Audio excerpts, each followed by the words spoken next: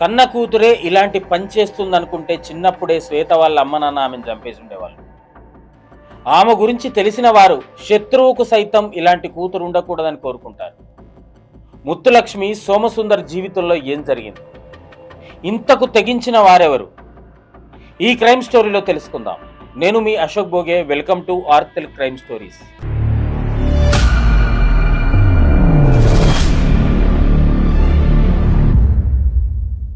సోమసుందర్ వయసు 55 ఏళ్ళు.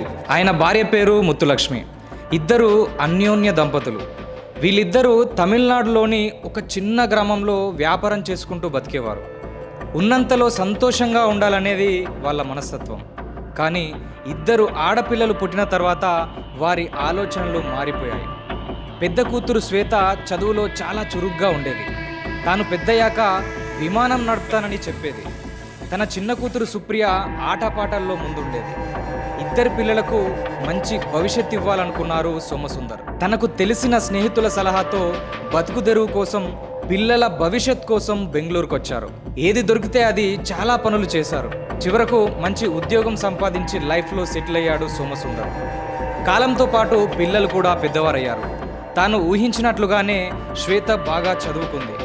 ఇంజనీరింగ్ కూడా పూర్తి చేసింది. బెంగళూరులోని ఓ కార్పొరేట్ కంపెనీలో సాఫ్ట్వేర్ ఉద్యోగినిగా పనిచేస్తుంది. దాదాపు 2 ఏళ్లుగా శ్వేత జాబ్ చేస్తుంది. అయితే ఏడాది క్రితం నల్లూరువల్లిలోని తన ఇంటి నుంచి ఆఫీస్కు వెళ్ళడం రావడం చాలా ఇబ్బందిగా ఉంది. ఈ ట్రాఫిక్లో నేను వెళ్ళి రాలేనని, కాబట్టి కంపెనీకి దగ్గరగానే తన ఫ్రెండ్స్తో కలిసి ఒక ఫ్లాట్ అద్దెకు తీసుకుంటానని చెప్పింది తన ఫ్యామిలీతో. అయితే నువ్వు ఒక్కదానివే ఎలా ఉంటావు తల్లి, మేము కూడా అక్కడికే వస్తామని చెప్పాడు తండ్రి. ఆమె వద్దని వారించింది. అయితే తన కూతురు నిజంగానే ఆఫీస్కి వెళ్ళడంలో ఇబ్బందిగా ఫీల్ అవుతుందనుకున్నారు కుటుంబ సభ్యులు. కుటుంబం అంతా ఆమె ఒంటరిగా అక్కడ రెంట్కు ఉండడానికి సరే అన్నారు. మరోవైపు సుప్రియ కూడా కాలేజ్ చదువు పూర్తి చేసుకొని మంచి జాబ్ చేయాలని ప్లాన్ చేసుకుంది. కుటుంబం అంతా సెటిల్ అయింది అనుకున్నారు. సోమసుందర్ కొన్నేళ్ల క్రితం బెంగళూరుకు వచ్చి ఇప్పుడు ఒక చిన్న ఇల్లు అయితే కట్టుకున్నాడు. ఆ ఇంటి ద్వారా కొంత రెంట్ కూడా అతనికి వస్తుంది. ఇప్పటి వరకు అంతా బాగానే ఉంది. అక్క, నీ ఫ్లాట్కి వచ్చి చదువుకుంటానని పదే పదే అడిగేది సుప్రియ శ్వేతను. ఏ రోజు తన ఫ్లాట్కి రానివ్వలేదు. తన ఫ్లాట్ అడ్రస్ కూడా చెప్పలేదు. నా ఫ్లాట్లో కేవలం అమ్మాయిలే ఉంటారు, అక్కడికి ఎవరిని రానివ్వరని ఆ విషయాన్ని దాటవేస్తూ వచ్చేది. అయినా నేను పదే పదే ఇంటికి వస్తున్నా కదా, నా ఫ్లాట్ అడ్రస్ మీకెందుకు అని దబాయించేది. కొంతకాలానికి శ్వేత వ్యవహారంలో అనుమానం కలిగింది శ్వేత వాళ్ళ తల్లిదండ్రులకు. తన క్లోజ్ ఫ్రెండ్స్ ను పిలిచి ఆరా తీసిన తల్లిదండ్రులకు ఒక భయంకరమైన విషయం తెలిసింది. ఆంధ్రప్రదేశ్కు చెందినటువంటి ఒక అబ్బాయితో ప్రేమలో ఉంది శ్వేత అనే విషయం పూర్తిగా తెలుసుకున్నారు తల్లిదండ్రులు. శ్వేత గురించి తెలియగానే తన తండ్రి ఆమెను ఇంటికి పిలిచాడు. ప్రేమ గురించి ఆరా తీయగా చాలా దూకుడుగా సమాధానం ఇచ్చింది. కూతురును తల్లి మందలించింది. ఆ ప్లాట్ ఖాళీ చేసి రావాలని గట్టిగా వార్నింగ్ ఇచ్చారు. కానీ ఆమె వినలేదు. కంపెనీ దగ్గరే ఉంటానని చెప్పుకొచ్చింది. అయితే కొద్ది రోజులకు ఈమె ఒంటరిగా ఉండడం లేదు, కెనేత్తో ఏకంగా సహజీవనం చేస్తుందని తెలిసి షాక్ అయ్యాడు తండ్రి. తన పరువు తీస్తూ పెళ్లి కాకముందే వేరే వాడితో కలిసి బ్రతుకుతుందని తెలిసి కుమిలిపోయాడు. పేరుకు లివింగ్ రిలేషన్షిప్ అనేది స్టైల్గా ఉంటుంది, కానీ పెళ్లి కాకముందు చేసే ఇదొక అక్రమ సంబంధం లాంటిది. శ్వేత సహజీవనం గురించి తెలిసినప్పటి నుంచి కూడా కూతురుతో తండ్రికి గొడవలు జరుగుతున్నాయి. అయినా సరే శ్వేత మాత్రం కెనేత్ను వదలడం లేదు. ఆమె ఉంటున్న అడ్రస్ కూడా చెప్పేది కాదు. తన కంపెనీ దగ్గరికి వస్తే మాత్రం తీవ్ర పరిణామాలుంటాయని హెచ్చరిస్తూ వచ్చింది శ్వేత. దీంతో కూతురు మీద ఆశలు వదిలేసుకున్నారు తల్లిదండ్రులు. మరోపక్క ఫోన్లు కూడా చేసేది కాదు. తల్లి ముత్తులక్ష్మి 10 సార్లు కాల్ చేస్తే కానీ లిఫ్ట్ చేసి మాట్లాడేది కాదు శ్వేత.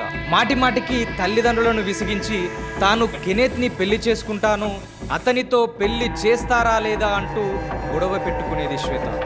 అయినా సరే తల్లిదండ్రులు మాత్రం కెనేత్తో పెళ్లి చేయమని చెప్పేశారు. ఇంతలో తనకు ఇంట్లో ఆస్తిలో వాటా కావాలని అడిగింది. ఆ కుటుంబ సభ్యులు ఎవ్వరు కూడా శ్వేత ఇలాంటి మాట మాట్లాడుతుందని ఊహించనే ఉండరు. తండ్రి ససేమిరా ఇవ్వనన్నాడు. నేను చూపించిన కుర్రాడిని పెళ్లి చేసుకుంటే ఏదైనా ఉంటే ఇస్తానని తండ్రి చెప్పేశాడు. అందుకు శ్వేత మాత్రం ఒప్పుకోలేదు. అయితే కెనెత్ ఎప్పుడు ఏదో ఒక వ్యాపారం చేయాలని, లైఫ్లో సెటిల్ అవ్వాలని ప్రయత్నాలు చేసేవాడు. కానీ అతని దగ్గర డబ్బులు లేవు. వాస్తవానికి శ్వేత, కెనెత్ ఇద్దరు ఒకే కంపెనీలో పనిచేస్తుండగా పరిచయం. ఆ పరిచయం కాస్త ప్రేమకు దారితీసింది. ఆ తర్వాత పెళ్లికి ముందే ఇలా సహజీవనం చేస్తున్నారు. ఇలా ఏడాది నుంచి ఇంట్లో గొడవలు జరుగుతున్నాయి. అయితే కెనెత్ తెలివిగా శ్వేతను బోల్తా కొట్టించాడు. ఆమె పేరు మీద 30 లక్షల రూపాయలు అప్పు తీసుకున్నాడు. కానీ అతను ఏం వ్యాపారం చేశాడో తెలియదు, కానీ నష్టం వచ్చిందని శ్వేతకు చెప్పాడు. దీంతో తన ఆస్తిని అమ్మి అప్పు తీరుద్దామని చెప్పింది శ్వేత. కెనెత్ సరేనన్నాడు.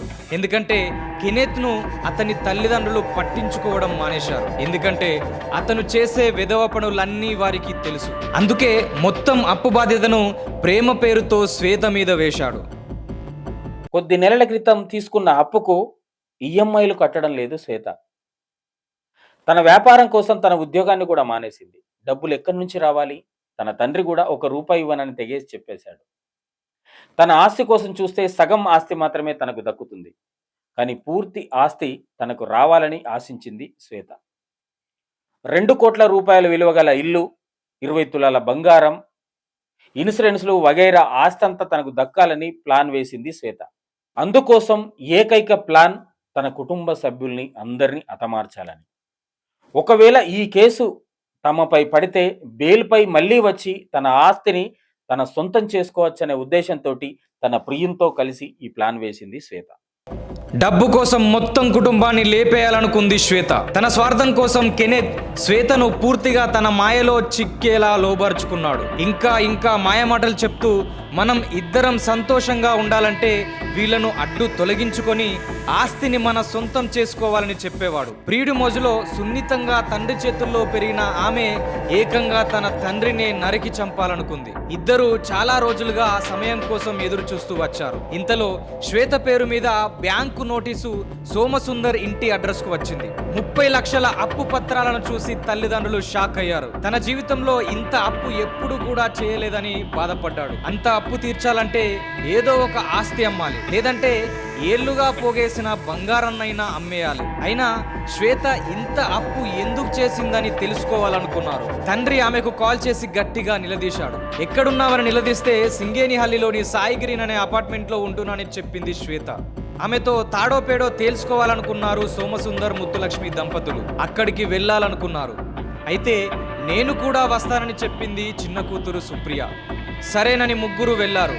ఆమె ఉంటున్న ఇంటికి వెళ్ళగానే కెనెత్ కూడా అక్కడే ఉన్నాడు. తమతో రావాలని శ్వేతను తల్లిదండ్రులు బ్రతిమాలాడారు. కానీ ఆమె మాత్రం రానని చెప్పింది. అంతేకాదు తనకు ఆస్తి ఇస్తే తన అప్పు తీర్చేస్తానని చెప్పింది. కానీ సోమసుందర్ మాత్రం అది కుదరదు, నువ్వు ఇంటికి వస్తే మాట్లాడుకుందామని చెప్పాడు. మరోపక్క ఆమె ప్రియుడు కెనెత్ను కూడా తిట్టాడు. అలా మాట పెరిగింది. అప్పటికే ఇంటికి రాగానే కుటుంబ సభ్యులందరినీ మట్టు పెట్టాలని నిర్ణయం తీసుకున్నారు కెనెత్, శ్వేత. పదునైన ఆయుధాలని కూడా రెడీ చేసుకున్నారు. గొడవ జరుగుతుండగానే కెనెత్ కిచెన్ వైపు పరిగెత్తి 2 పదునైన కత్తులు తీసుకొచ్చి శ్వేత చేతిలో ఒకటి, తన చేతిలో మరొకటి ఉంచుకొని సోమసుందర్ ఛాతిలో బలంగా దించాడు కెనెత్. ఏమాత్రం ఆలోచించకుండా తన తల్లిని చంపేసింది శ్వేత. అడ్డొచ్చిన సుప్రియను సైతం కసితీరా పొడిచేసింది శ్వేత.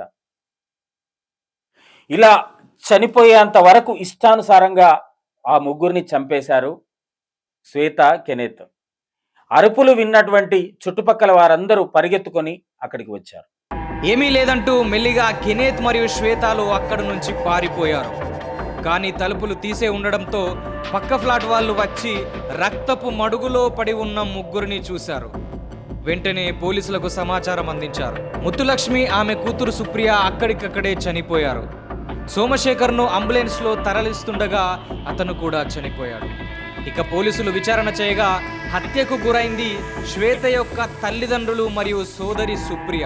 చంపింది శ్వేత మరియు అతని ప్రియుడు అనే విషయం తెలిసి పోలీసులు షాక్ అయ్యారు. అసలు ఈ గొడవేంటి, శ్వేత ఎందుకు వాళ్ళ తల్లిదండ్రులను, సోదరిని చంపింది అనే దానిపై సోమసుందర్ దగ్గరి బంధువులను ఆరా తీస్తే అసలు విషయం బయటపడింది. గత కొన్నేళ్లుగా జరుగుతున్న విషయాలన్నీ పూసగుచ్చినట్టుగా పోలీసులకు చెప్పారు బంధువులు. సోమసుందర్, ముత్తులక్ష్మి చాలా మంచివారని, తమ పిల్లల కోసం ఊరును వదిలేసి ఇక్కడికచ్చి కష్టపడ్డారని, అయినా అవన్నీ పట్టించుకోకుండా ఏమాత్రం ఆలోచించకుండా కనికరం కూడా లేకుండా ఆ శ్వేత తల్లిదండ్రులనే చంపేసిందని బంధువులు చెప్పారు. ఖచ్చితంగా శ్వేత కెనేత్లకు శిక్ష పడేలా చూడాలని పోలీసులను వేడుకున్నారు. పోలీసులు దాదాపు 6 టీంలుగా ఏర్పడి వాళ్లను వెతకడం ప్రారంభించారు. అయితే మొదట ఇద్దరు కలిసి పారిపోయారు. కానీ ఆ తర్వాత పోలీసులకు దొరుకుతామనే భయంతో కెనెత్ ఏపీకి పారిపోయాడు. శ్వేత తనకు బాగా తెలిసిన తమిళనాడుకు పారిపోయింది.